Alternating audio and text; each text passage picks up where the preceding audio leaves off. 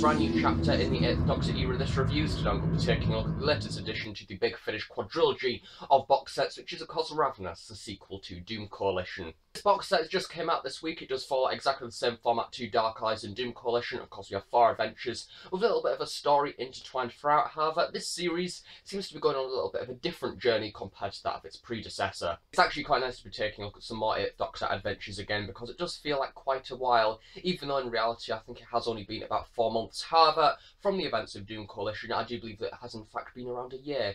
And to be honest, that said, I probably then needed about a year to actually recover from the events of Doom Coalition. So I'm basically going to take it as, if you're watching this review, you've already listened to Doom Coalition or sort of understand it roughly of what exactly happened. But the brilliant thing with Ravenous is something that I really didn't expect, is this series is a little bit of a brand new start. All you kind of really need to know is the basic knowledge of the events of Doom Coalition. So you need to know that something happened with the Time Lords that was like this massive do, and this event happened called the Doom Coalition. You had the Sonomancer in there, you had a little bit of Time Lord corruption, and then by the very end of this is a spoiler by the way, so if you do not want spoilers for Doom Coalition, then click off this review or click like about 20 seconds ahead. Eleven and Helen are together and they've been separated from the Doctor, and basically Helen is being the 11's prisoner, meaning that the 8th Doctor and Livchenka are back together in kind of a one companion TARDIS team once more, much like at the very start of Doom Coalition. So that's basically it. That is all the knowledge that you need to know from Doom Coalition, and now you're all ready for Ravenous, which I'm quite surprised is a good jumping on point, because especially after Doom Coalition basically being this massive 16-part epic that was a little bit daunting, to be quite honest. The plots are a little bit all over the place. It's definitely for a Big Finish experience lister. One of those series that you kind of need like a star chart and diagrams to actually fully understand. It's a bit of a rough one, but one that is quite epic at the same time. And this thankfully takes it down a little bit of a notch, and we kind of go to a little bit more of a relaxed format, which is something that for me is definitely a little bit more of a welcome addition, because I think the Time War is a little bit of a relaxed series. However, it's a bit more experimental. This seems to be a little bit of a jump between the two, while you've got sort of the rather odd parts of the plot, such as we had in Doom Coalition, sort of more exciting parts. However, at the same time, you have a few more independent stories in there as well, which is definitely a welcome addition by this point to the 8th Doctor era, as the only other simple stories that we kind of had was the very early EDAs from quite a long time ago. As always, in the description below, we leave the link to go and buy this release from Big Finish website. It's currently out now at the current time of filming for £23 for the physical CD and £20 for the download. However, if you're watching this review after the 31st of May 2018, it will be going up to the normal recommended retail price of £35. I do believe £30 for the download as well, and that is normally when it's available from other additional retailers such as Amazon and Forbidden Planet as well. So basically, if you want to get into Ravenous, get it within the next 2 months, because then you can get it for nearly half price, so that's probably better than paying full price at the minute. If you're interested by what I say in this review, there is also additional details on the website for each individual story, as well as the trailer as well for this release, so I definitely recommend checking those out also. Taking a look at some of the details on the Big Finish website now, as I was saying earlier, this follows exactly the same format pretty much to Dark Eyes, Doom Coalition and the Time War, meaning that it's kind of like a 4-part story box set. The first episode is Their Finest Hour, written by John Dorney. Episode 2 is How to Make a Killing in Time Travel, also written by John Dorney. Episode 3 is World of Damnation, written by Matt Fitton. And then the series finale is Sweet Salvation, also written by Matt Fitton. The whole series is directed by Ken Bentley, I do believe, as per usual, with the 8th Doctor adventures. And as you can see, we've got quite a confined writing team for this series. We have basically 2 writers,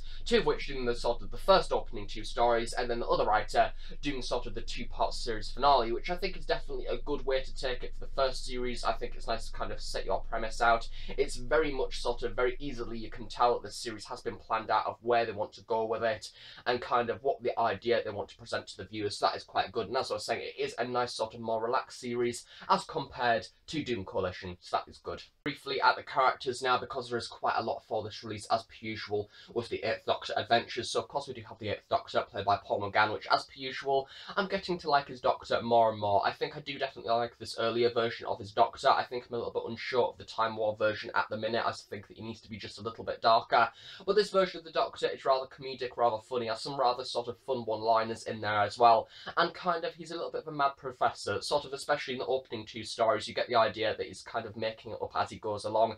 He has a brilliant relationship with Liv as well. Something that I was very much excited to see was the 8th Doctor and Liv together once more, kind of just being able to develop that relationship, because something that I was a little bit concerned by was in the previous previous box sets of Doom and Coalition, we did have many stories with Livchenka and Helen in.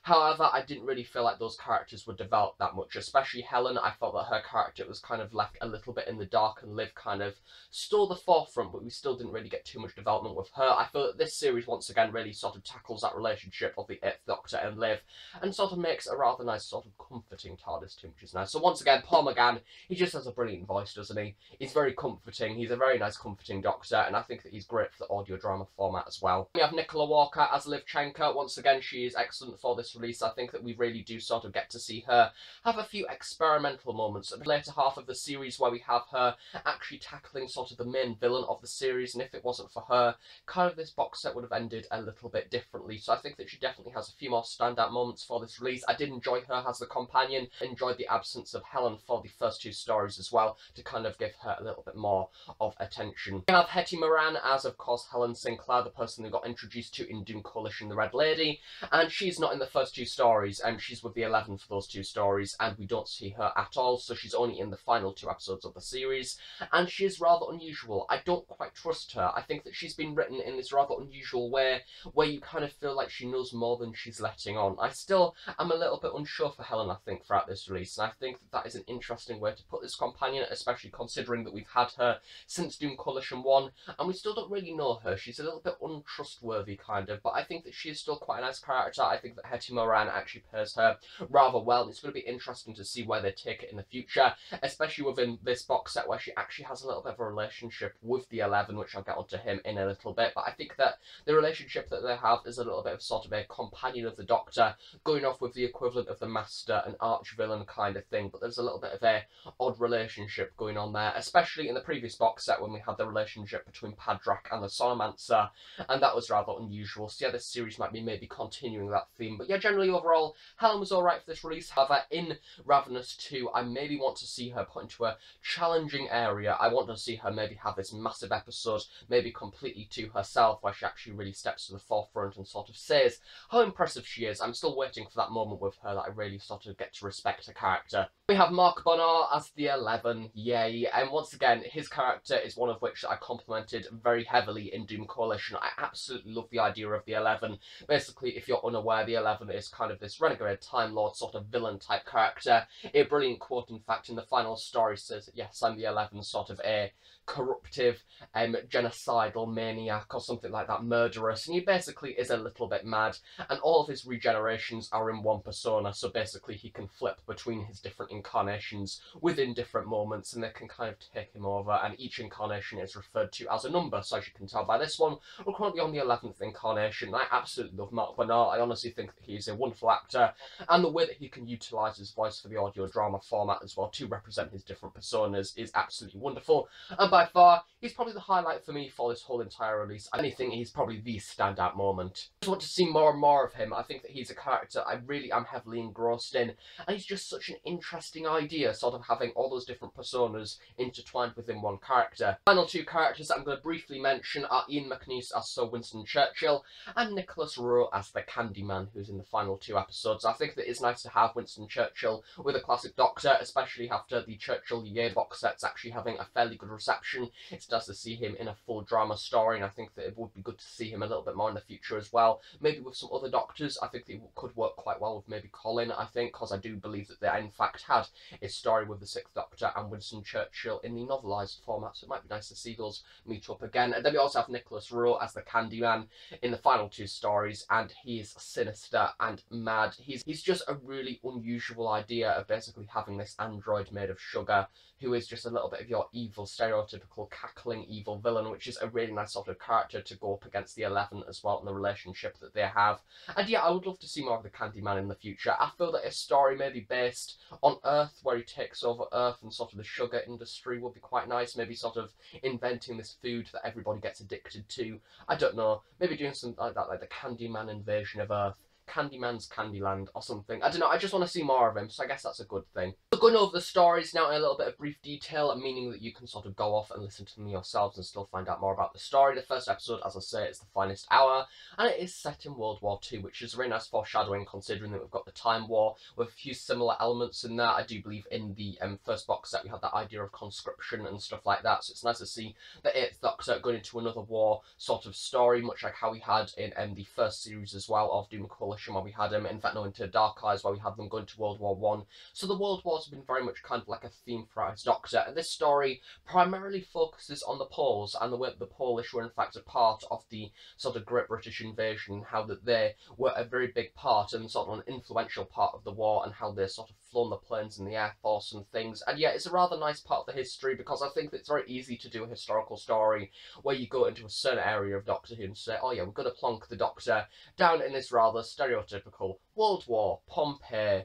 you know, or sort of this crisis moment where everybody knows it happened kind of thing, bring in Churchill, have a few sort of stereotypical propaganda moments in there. But this actually bases on a minority sort of part of the war that not many people know about. John Dorney himself actually said in the behind the scenes he was very excited to go into learning about this, and sort of a whole different area of obscure history that kind of he felt that was a different part that he's never learned about. So it's nice to have a little bit of an educational story for once. The thing that I really like about this one is the fact that it is an individual story. It isn't linked to the plot of Ravenous in any way, along with the following story as well. This is an individual story, standalone completely, which is something when compared to that we've just had with Doom Coalition, literally all 16 parts intertwined within some way. However, some stories we do have, I do believe The Red Lady and Absent Friends, those two are some of the best of the series, and yet they are the standalone stories that don't really have any involvement whatsoever from what I can recall, especially Absent Friends. That one is an award-winning one, and because it is a rather emotional one based on the idea of family and relationships and loss.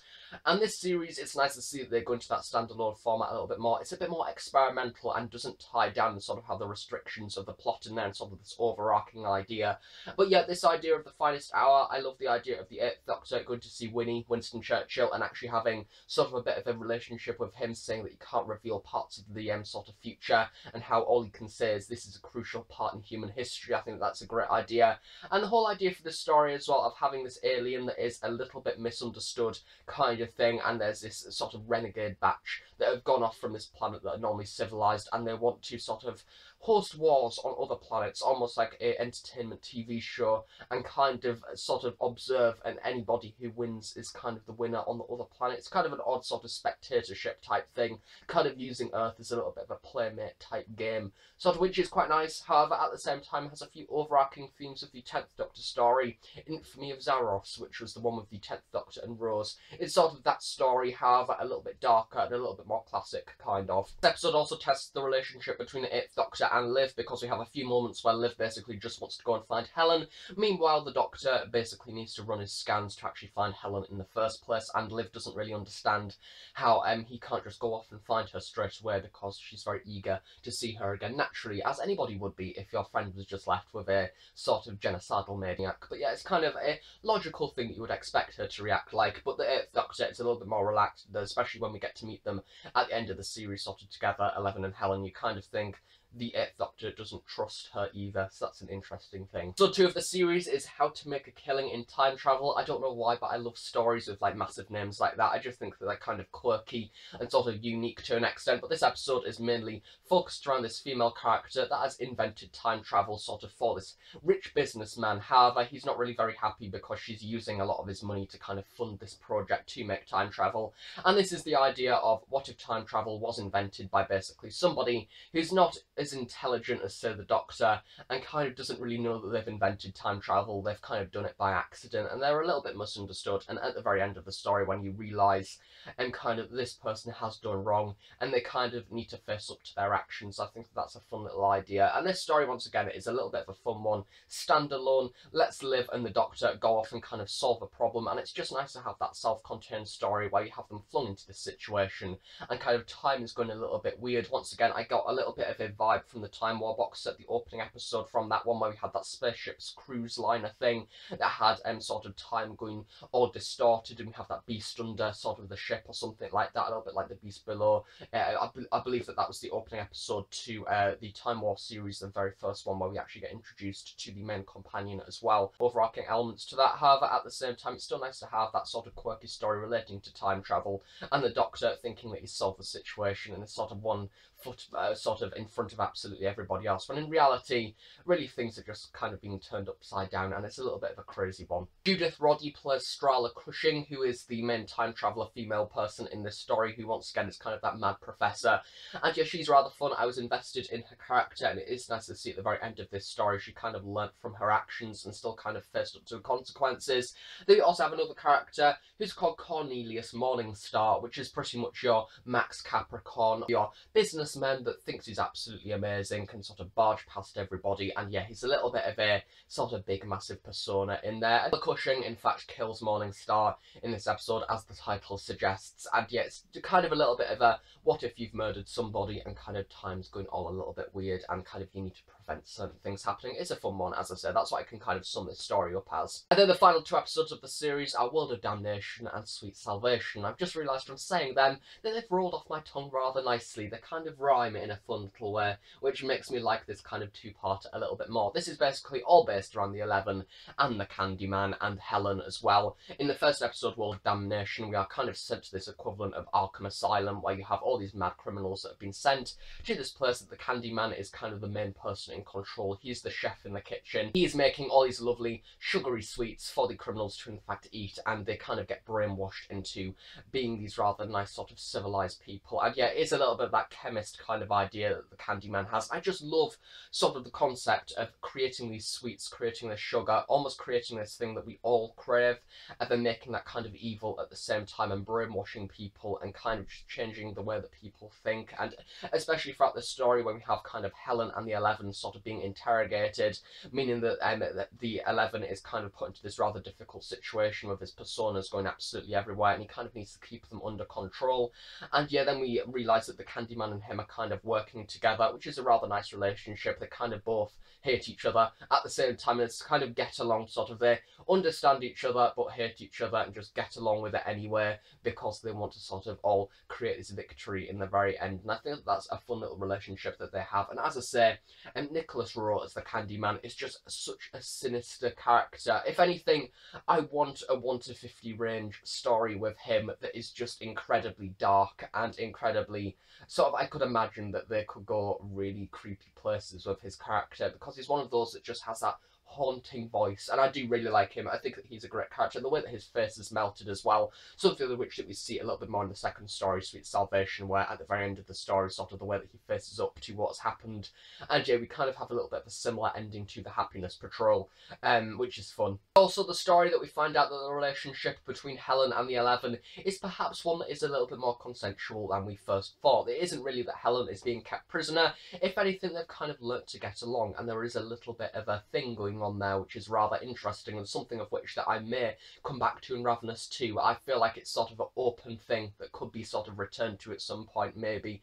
I don't know. But yeah, it's a rather odd relationship, and the 11 is just stand out for the story. He's the main reason why I love this one. The way that he actually flips from his different personas. We get to see 8 again, who's the kind of rather fun one that we've seen in Doom Coalition, I think 3, or 4, one of the two, but he was played by Tom Heffernan, I think, and he was excellent. He was a really sort of psychotic creep. But yeah, so that was fun, and I just loved the way that we had all these different personas shining through and kind of showing how they created this plot, sort of by using these different personas and the different sort of powers of the different personas, kind of. And then the final episode, as I said, Sweet Salvation, that links into this story as well, where Helen, the Doctor, and Liv are kind of all reunited. We have this story relating to spiders and kind of this idea where the Candyman has kind of upped his scheme to basically have these food plants, and they're going to take over the whole sort of civilization, and by everybody sort of eating this food, it gets into the system, and then he can control everybody, and the sort of sweet confectionery that is made is basically brain control, and he can kill absolutely anybody that he wants. So that's fun. The 11 also takes advantage of that as well, where he kills a few people, and Helen has a few mystical powers as well. It's kind of a little bit like the Avengers. Kind of, you have Helen, who's got these rather odd powers that she doesn't really know how to control. Then you've got the 11 that's just mad and has quite a few powers as well. Then the Candyman, who's just sort of cackling and making sweets. He's kind of like the Alice in Wonderland type character. But I just love the relationship that everybody has, and once again, I'm getting this impression that the Doctor is not exactly as powerful that he seems. He feels like a weaker character because he doesn't have these special powers, and especially when introducing the Ravenous at the very end of this series as well, where very much you do get to the end of the series and actually think, hang on, why is this called Ravenous? Much like at the end of Doom Coalition, I think even at the end of Doom Coalition 2, we didn't know what Doom Coalition was, or why it existed, or why the series was called Doom Coalition. However, the end of this series poses a rather interesting idea, which Ravenous is basically something from the dark times of Gallifrey, which is something that I can't really comment on, because I guess we'll hear more about that in Ravenous 2, but it does seem a rather interesting idea. Already continues kind of that theme of power, and sort of the Doctor being the weakest person in the room, sort of, especially something that is spread throughout sort of Dark Eyes, the Time War, and kind of Doom Coalition as well. I think that the main improvements that I could say that could be made for this box set is probably giving Helen more development. I feel that we've had a little bit more, however I still feel that I need more to kind of be fully engrossed within her character. Maybe give the Candyman more screen time as well. I kind of feel like the 11 took the forefront and kind of took the main rep for everything that happened. I kind of feel that he needed to do a bit more, so it would have been nice to maybe see a little bit more of him. Maybe like a evil laugh or two, that would have been nice. But yeah, I think that he was good, but yeah, just maybe a little bit more screen time. And I think that maybe in the next series, I would like to see more standalones, or maybe go to different places, be a bit more sort of adventurous with the different themes that we go to. Maybe have a pure historical. That would be nice. I do love my pure historicals. But yeah, I think that maybe hop away from the sci-fi format for a bit and maybe do a few Earthbound stories or something like that. But yeah, I'll be interested to see where they take it in the future. But I think that, yeah, it just needs a few more maybe structural changes, as well as maybe the characters being spread out a little bit more, maybe giving Liv less sort of attention and giving Helen a little bit more, or maybe challenging the 8th Doctor quite a lot as well, maybe just to make it a little bit more gripping and exciting. So yeah, overall for Ravenous 1, I nearly said Doom Coalition then, because I'm just that used to saying Doom Coalition over and over in my head, because it is one of those series that is a thing that, yeah, it hurts your head. It hurt my head. I need to listen to it all again at some point, all 16 parts, all 16 hours, and kind of make head to tail with it, really. But I like the way that Ravenous is going. I think that I'm bearing in mind that this is the equivalent of episodes 1 to 4 of 16. I mean, the plot is only just kind of starting to form itself. I think that maybe the extra 4 months, or however long it's been, that we've not seen at the 8th Doctor 4, I think that we had a gap between the box sets or something, especially because Doom Coalition is over a year old now. I think that has definitely improved this series. They've had a lot more time to think about it. I mean, all 3 sort of main themes throughout this series, sort of the opening episode, the World War one, is nice and independent. The episode being about time travel, episode 2 is very experimental. Then the final 2 stories kind of have that same sort of setting, so it is kind of one story and it's kind of like a 2-parter. So I think that it really nicely sort of goes into different areas, gives sort of the characters time to breathe as well, gives Liv a little bit of development. Still want to see more development with Helen, and we get some great moments with the 11 in there as well. So generally, I'm liking where we're going with this. I'm not worried, unlike how I was with Doom Coalition, where I kind of felt like we had 2 really good stories to start with, and then 2 not so good stories to end on. I kind of feel that this series is a nice journey. I enjoy it. I feel that anybody could actually pick this up and understand what's going on and understand the characters and get to grips with the actual series, which is something that can be less said for the other series that I've listened to with the 8th Doctor. So it's nice to see we've tightened the reins back a little bit. The Candyman is excellent. I just love how creepy his character is, and by far him and the 11 are the highlight for the series for me. So yeah, a rather fun sort of beginning to this rather nice new 16-part epic that I think will be going to different places. I'm expecting to see maybe Gallifrey come into it at some point. But yeah, generally overall, a fun and promising start. So yeah, that's really it for this review. Hope you've enjoyed it. If you have any questions from what I've said in this video, then please do leave them in the description below, and I'll try to answer them as best as possible without spoilers, because I think that this series, much like Doom Coalition, is one that you need to go into not really knowing absolutely everything. You just kind of need to be prepared for it and prepared to listen to what's going on. So yeah, that's that for Ravenous and the 8th Doctor for another few months, and I guess I'll see you all in another 8th Doctor or Big Finish review at some point in the near future. Thanks for watching. I shall see you all next time. Bye for now.